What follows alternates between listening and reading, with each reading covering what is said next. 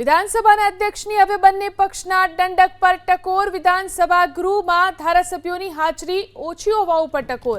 Break પહેલા MLA Bhaga Barad જમણવારમાં ધારાસભ્યો જતા રહેતા ટકોર કરી। વિધાનસભા ગૃહમાં ધારાસભ્યોની ગેરહાજરીને લઈ અને અધ્યક્ષે ટકોર કરી। શાસક અને વિપક્ષના દંડકને અધ્યક્ષે ટકોર કરી। યોગ્ય સંખ્યા ન હોવાથી અધ્યક્ષે તેમને ટકોર્યા।